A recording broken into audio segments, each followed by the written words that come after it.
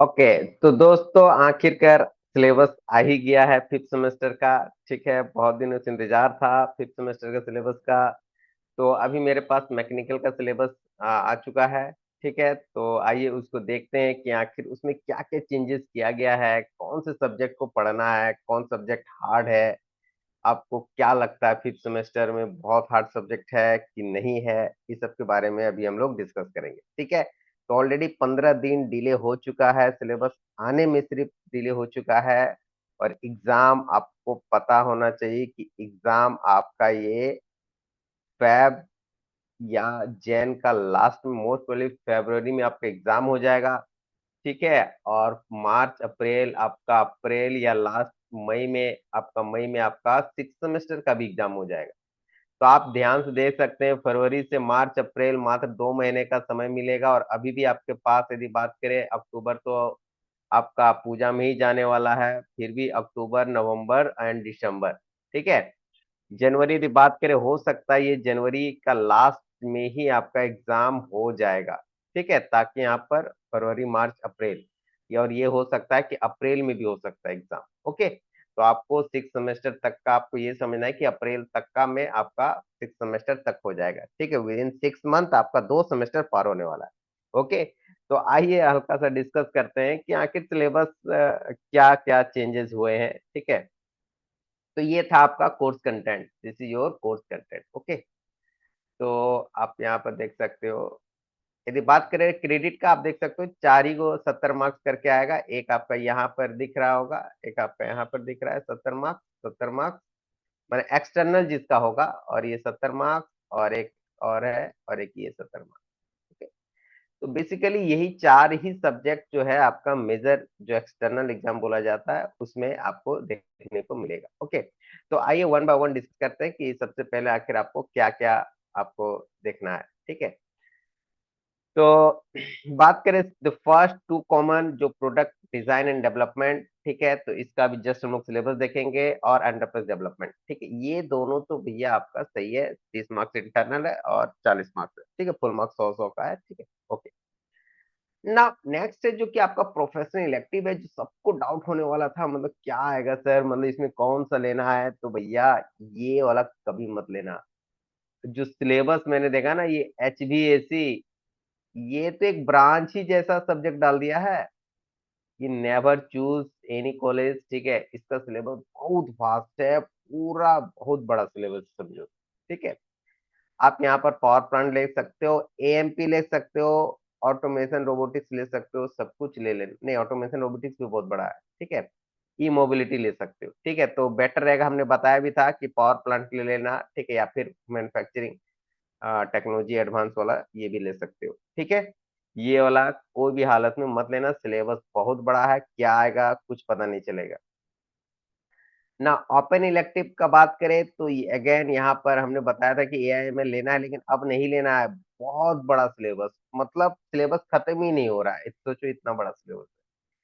आप ये ले सकते हो, ये ले सकते हो, ब्लॉकचेन ले सकते हो, ड्रोन ले सकते हो, डेटा एनालिसिस, इसमें से कुछ भी आप ले सकते हो, लेकिन पहला वाला छोड़ के। तो प्रोफेशनल में भी पहला वाला छोड़ देना है, और इसमें भी AIML वाला छोड़ देना है। ठीक है, तो हम ये दोनों का सिलेबस में डाले ही नहीं है, तो मेरा सिलेबस के अकॉर्डिंग आप ध्यान से देखो। ठीक है, ये टेंटेटिव सिलेबस JET के द्वारा लॉन्च किया गया है। ठीक है, फिफ्थ सेमेस्टर आप देख लो, प्रोजेक्ट डिजाइन एंड डेवलपमेंट, जो कि आपका फर्स्ट कोर्स कंटेंट था, प्रोजेक्ट डिजाइन एंड डेवलपमेंट ये वाला। तो इसके बारे में हम लोग देखते हैं। तो बेसिकली देखा जाए तो अगेन सेम टाइप का दिया हुआ है। अब जो है कि पहले क्या होता था ना, वीक वाइज देता था, अब ये वीक वाइज वाला सिस्टम ही हटा दिया। अब इसको वन पॉइंट करने का तरीका कर दिया कि 1.1, 1.2, 1.3, 1.4 इस टाइप से किया गया है। अब देखो, पहला जो पढ़ना है, characteristic of successful product development, customer need, product design principle good. मतलब ये जनरली बात करें तो हल्का हल्का, मतलब डिजाइन से ज्यादा मैनेजमेंट की ओर मूव कर रहा है। ठीक है, हाँ ये सब इंपॉर्टेंट है। 7 step method for testing product concept, ये बहुत इंपॉर्टेंट क्वेश्चन है, ये एकदम आएगा क्वेश्चन। बात बाकी तो इंपॉर्टेंट क्वेश्चन हम देंगे, टेंशन नहीं है। ठीक है, यूनिट 2 है आपका प्रोजेक्ट आर्किटेक्चर, ठीक है, इसमें डिफिनेशन ही दिया हुआ, ergonomics very very important, aesthetic and principles के बारे में है। ठीक है, इसके बाद यूनिट 3 इंडस्ट्रियल डिजाइन है। ठीक है, ये आपका वीवीआई बोला जाएगा, क्योंकि ये आपको बहुत इंपॉर्टेंट टॉपिक देखने को मिलेगा, क्योंकि सबसे ज्यादा प्रोडक्ट लाइफ साइकिल की आखिर वो कोई भी प्रोडक्ट कैसे रीयूज में, कैसे उसका साइकिल खत्म होगा, मैन्युफैक्चरिंग से लेकर उसका एंड एटमोस्फेयर में जाएगा कि सॉइल में जाएगा कि वाटर में जाएगा, that is called product life cycle.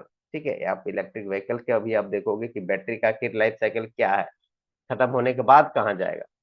इसके बाद है value engineering, this is VVI subject. VVI मतलब वीवीआई इंपॉर्टेंट है, ये आपका कंपटीशन में भी आता है कि वैल्यू इंजीनियरिंग से क्वेश्चन जरूर देखने को मिलेगा। ठीक है, इसके बाद है रैपिड प्रोटोटाइपिंग, आई थिंक ये वाला लास्ट सेमेस्टर भी पढ़े थे, आपको फिर से ये डाल दिया गया है। 3D प्रिंटर के बारे में फिर से देखना है, अब डिटेल में थोड़ा देखना है, पैटेंट राइट के बारे में देखना, मतलब हाई लेवल का है भाई सिलेबस एकदम।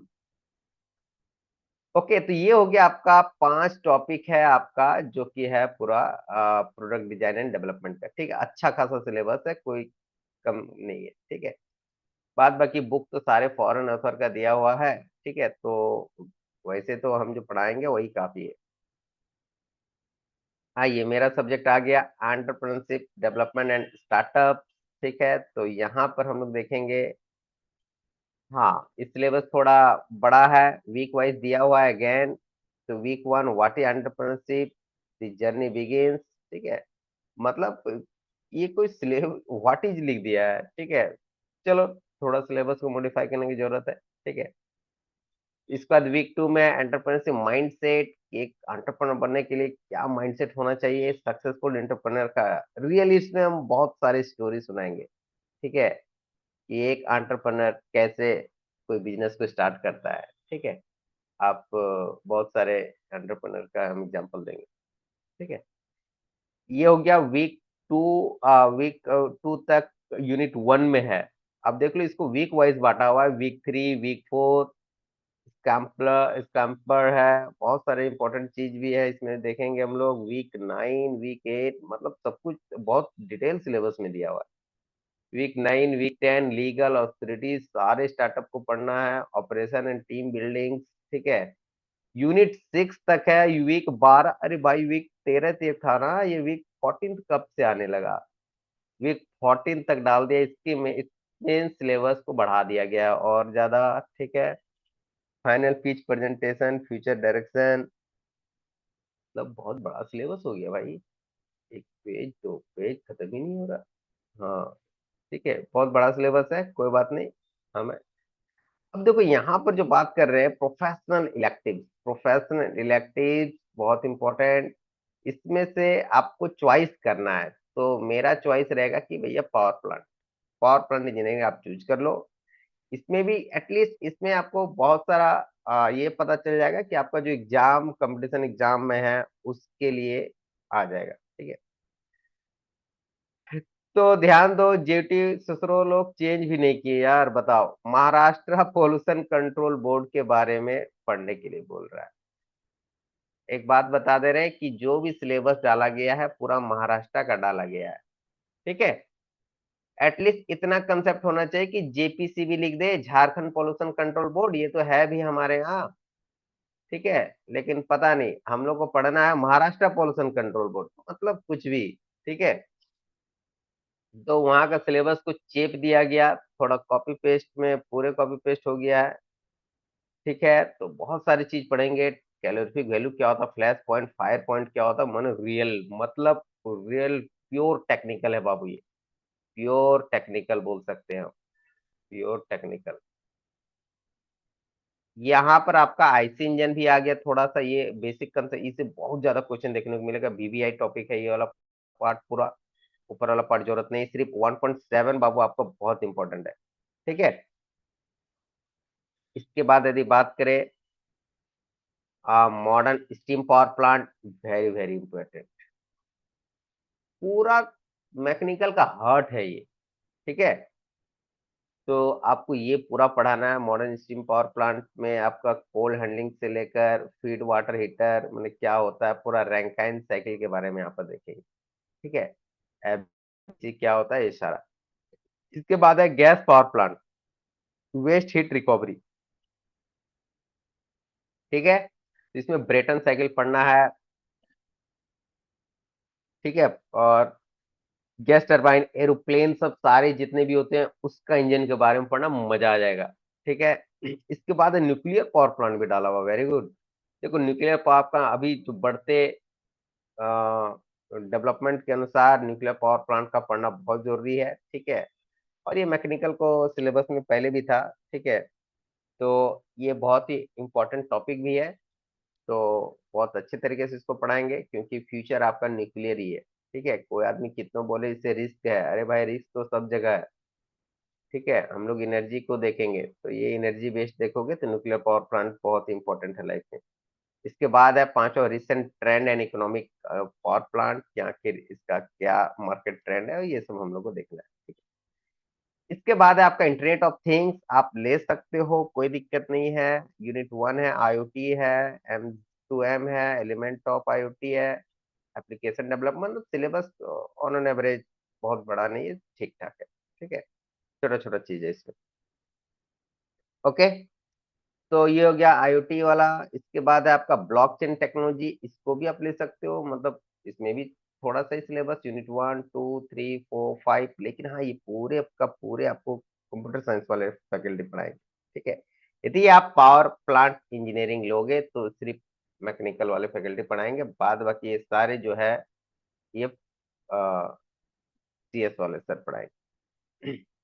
यदि आपका ड्रोन टेक्नोलॉजी एंड रोबोटिक्स, तो ये भी है आपका, जनरल इलेक्ट्रॉनिक्स वाले सब पढ़ते हैं। ठीक है, तो आप देख लो कि आप मैकेनिकल हो कि इलेक्ट्रॉनिक्स हो कि सीएस हो। यदि आप मैकेनिकल हो तो बेटर रहेगा कि पावर प्लांट ले। ठीक है, नहीं तो ये सब पढ़ने से भी आपका एग्जाम में, कंपटीशन एग्जाम में आगे कुछ यूज नहीं होगा। इसके बाद है डाटा एनालिटिक्स, इसमें भी आपका सिलेबस ठीक ठाक है। ठीक है, तो 1 2 3 4 5, हाँ इसमें भी सिलेबस आसानी से हो जाएगा। ओके, नाउ नेक्स्ट, एक अच्छा, प्रोफेशनल एक्टिव्स तो हो गया आपका, और प्रोडक्ट डिजाइन डेवलपमेंट हो गया, एंटरप्रेन्योर दो हो गया। प्रोफेशनल एक्टिव में आपका पावर प्लांट, ठीक है, और यहाँ पर आपका प्रोफेशनल एक्टिव पावर प्लांट। अच्छा हाँ, हमने सिर्फ पावर प्लांट दिया है। ठीक है, इसके बाद जो है ई मोबिलिटी वगैरह हम नहीं दिए लग रहा है। अच्छा, internet of things, power plant हो गया, ई मोबिलिटी नहीं दिए, इंटरनेट ऑफ थिंग्स यहाँ से है ना। अच्छा हाँ, इसके बाद ये ओपन इलेक्टिव्स है, दे आर ओपन इलेक्टिव। ये क्या है आपका ओपन इलेक्टिव है,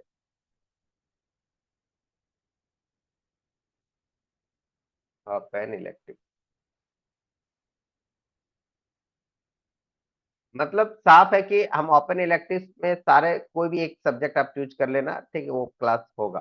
ठीक है, 3 हमने दिया है, 4 दे दिया है। ठीक है, क्योंकि सारे सीएस वाले सर पढ़ाएंगे। ठीक है, तो आपको कोई भी डाउट हो आप डिप्लोमा फॉर्म का ऐप डाउनलोड करें, और 5th semester course, 5th same course आप बाय कर सकते हो। ठीक है, ऑफर में चल रहा है, या तो फिर आप कॉल कर लेना मेरा नंबर पे 9262239498। ठीक है, इतना गारंटी है कि जितना पढ़ाएंगे एक भी क्वेश्चन बाहर नहीं आएगा, इंपॉर्टेंट क्वेश्चन जो देंगे उससे भी बाहर एक भी क्वेश्चन नहीं आएगा। ठीक है, ठीक है, तो विल स्टार्ट। ये फर्स्ट दो तो सबके लिए कॉमन ही रहेगा, प्रोडक्ट डिजाइन डेवलपमेंट और एंटरप्रेन्योरशिप डेवलपमेंट। ठीक है, आप प्लीज चूज कर लेना पावर प्लांट इंजीनियरिंग, यदि नहीं है तो कॉलेज वालों को जबरदस्ती बोल दो कि नहीं सर हमको यही चाहिए। ठीक है, क्योंकि यही चलने वाला है हमारे यहाँ, हमारे पास यही चलेगा। ठीक है, पावर प्लांट इंजीनियरिंग, क्योंकि कुछ कुछ कॉलेजेस में ये फिक्स हो गया है, बाद बाकी ई मोबिलिटी का शायद नहीं होगा। और नेक्स्ट टू नेक्स्ट ज्यादा से ज्यादा एडवांस मैन्युफैक्चरिंग टेक्नोलॉजी, यदि जरूरत पड़े, यदि अच्छा खासा लड़का होगा तो चलाएगी। ठीक है, क्योंकि एक दो लड़का के लिए उतना तो नहीं चला सकते, पावर प्लांट फिक्स ही चलेगा और एएमपी चल सकता है। ठीक है, ये दो ही चलेगा। ठीक है, ओपन इलेक्टिव में आपका अभी डिसाइड नहीं है, लेकिन है कि कोई भी एक चलेगा जिसमें ज्यादा जनसंख्या हो।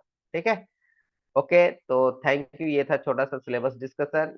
ठीक है, आप इस टाइप का कोर्स आएगा 5th सेमेस्टर का, आप यहाँ प्ले स्टोर से डाउनलोड कर सकते हो। ठीक है, okay, thank you, will meet in class. Okay.